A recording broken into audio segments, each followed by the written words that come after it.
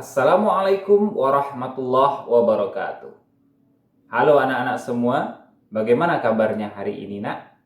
Mudah-mudahan kita semua dalam keadaan sehat walafiat dan tetap berada di dalam lindungan Allah Subhanahu wa Ta'ala. Nah, anak-anak Bapak semua, sebelum kita membahas pembahasan yang ada dalam video kali ini, marilah kita berdoa terlebih dahulu. Mudah-mudahan segala aktivitas kita mendapatkan keridhaan dari Allah Subhanahu wa Ta'ala. Mari berdoa.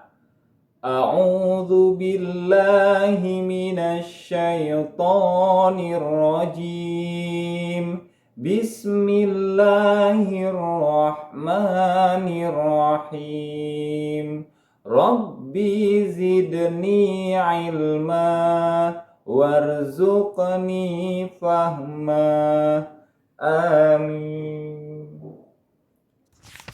Nah, anak-anak Bapak semua, pada video kali ini kita akan membahas hal-hal yang berkaitan dengan mengenal kitab Allah Subhanahu wa Ta'ala.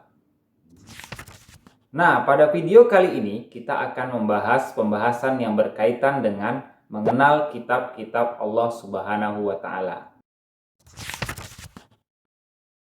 Anak-anak Bapak sekalian, Allah Subhanahu wa Ta'ala menurunkan petunjuk kepada hambanya melalui firman-Nya yang tertulis di dalam kitab-kitab yang diturunkan kepada para rasul melalui malaikat Jibril. Petunjuk-petunjuk tersebut menjadi pedoman bagi hidup manusia agar selamat hidup di dunia dan di akhirat. Selain itu, kitab-kitab Allah Subhanahu wa Ta'ala tersebut merupakan bukti kebesaran dan keagungan Allah Subhanahu wa Ta'ala. Nah, kita sebagai umat Islam wajib beriman kepada kitab-kitab Allah Subhanahu wa Ta'ala. Lalu bagaimana caranya Pak kita beriman kepada kitab-kitab Allah Subhanahu wa Ta'ala? Yang pertama, kita meyakini dengan sepenuh hati bahwasanya Allah Subhanahu wa Ta'ala menurunkan petunjuk kepada hambanya melalui kitab-kitabnya yang diturunkan kepada para rasul melalui malaikat Jibril. Yang kedua, kita menjadikan petunjuk tersebut menjadi pedoman bagi hidup kita. Mudah-mudahan dengan pedoman tersebut kita selamat dan mendapatkan kebahagiaan di dunia dan di akhirat.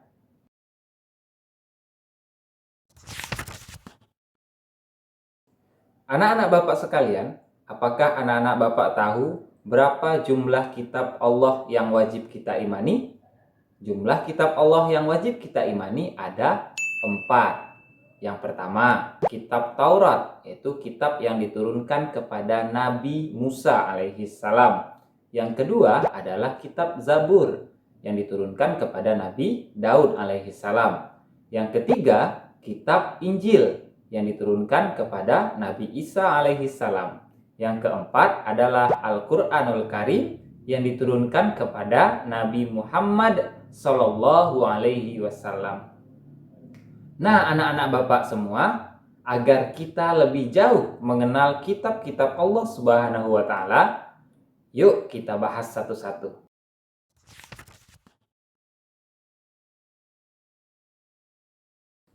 Yang pertama, kitab Taurat.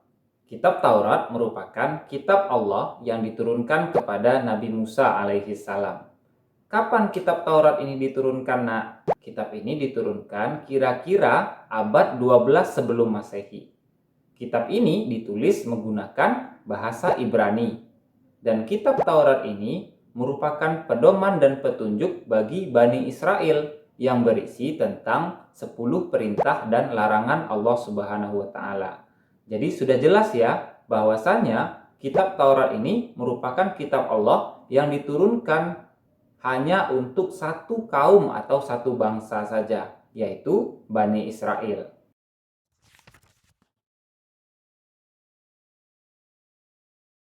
Yang kedua adalah kitab Zabur.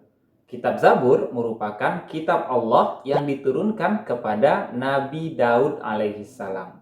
Kapan diturunkan? Kitab Zabur diturunkan kurang lebih abad 10 sebelum Masehi. Kitab Zabur ditulis menggunakan bahasa Kipti. Dan kitab Zabur ini merupakan pedoman dan petunjuk bagi Bani Israel, yang isinya adalah pujian dan nyanyian kepada Allah Subhanahu wa Ta'ala.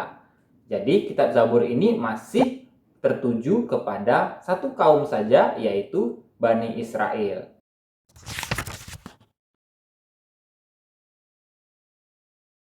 Yang ketiga adalah kitab Injil. Anak-anak Bapak sekalian, kitab Injil merupakan kitab Allah yang diturunkan kepada Nabi Isa alaihissalam.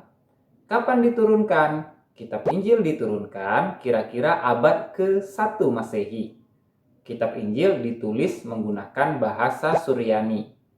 Dan kitab Injil merupakan pedoman dan petunjuk bagi Bani Israel yang berisi perintah kepada Nabi Isa dan umatnya untuk mengesahkan Allah Subhanahu wa Ta'ala.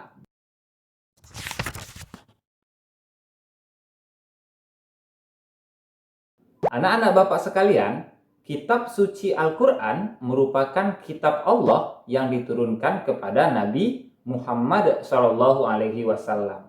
Kapan kitab suci Al-Quran diturunkan? Kitab suci Al-Quran diturunkan kurang lebih abad ke-6 Masehi dan ditulis menggunakan bahasa Arab. Kitab suci Al-Quran berisi tentang syariat, janji baik dan janji buruk, serta petunjuk dan pedoman bagaimana kita menjalani hidup dan beribadah.